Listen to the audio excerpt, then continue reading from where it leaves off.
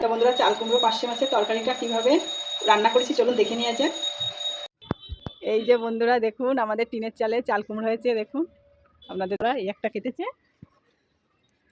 অনেকগুলোই হয়েছে গাছে। নমস্কার বন্ধুরা, চলে এসেছি কুকিং টাইম চ্যানেলে। বন্ধুরা এই যে দেখুন, সে আমাদের টিনের চাল থেকে আপনাদের দাদা চাল কুমড়ো পেরেছিল, আজকে রান্না করব। সকালে পেরেছিল।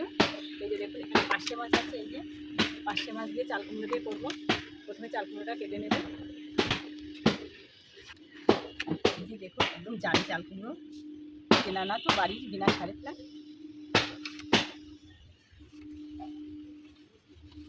এই যে বন্ধুরা, চাল কুমড়ো আলু সব কেটে নিয়েছি। এখানে পার্শে মাছটা কেটে ধুয়ে নিয়েছি। এই যে দেখুন, বেশ একটু বড়ো সাইজেরই আছে। এই কড়াইটা বসি, সর্ষের তেল দিয়ে দেবো। মাছটা লবণ হলুদ মাখিয়ে নেব। পার্শে মাছটা খেতে কিন্তু বন্ধুরা এমনি স্বাদটা ভালো, দারুণ লাগে। আজকে নিজের গাছের চাল কুমড়ো দিয়ে পার্শে মাছটা রান্না করি। এদিকে আমার তেলটা গরম হয়ে গেছে।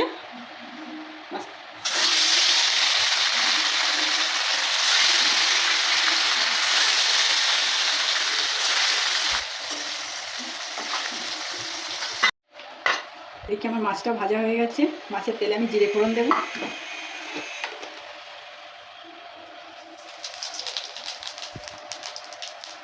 কেটে রাখা চাল কুমড়োগুলো দেবো।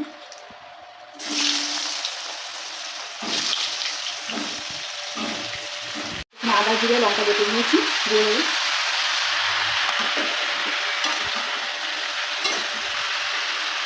লবণ দেবো। এখানে আমি বেশি মশলা ব্যবহার করবো না। হলুদ দিয়ে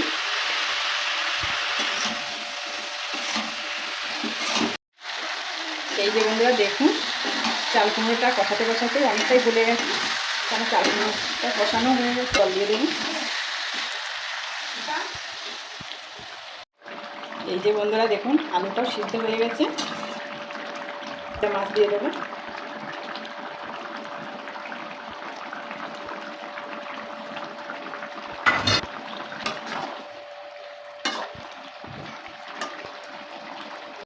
একটু ঢাকা দিয়ে রাখবো।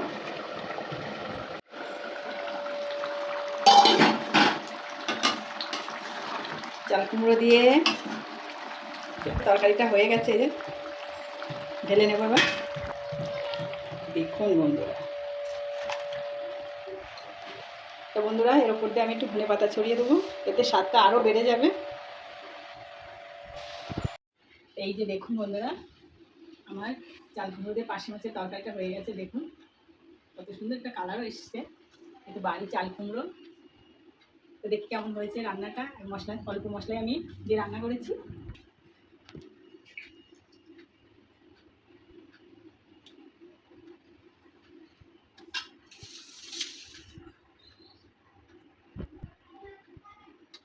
আলুটাও গলে গেছে, এটা তো একদমই গলে গেছে।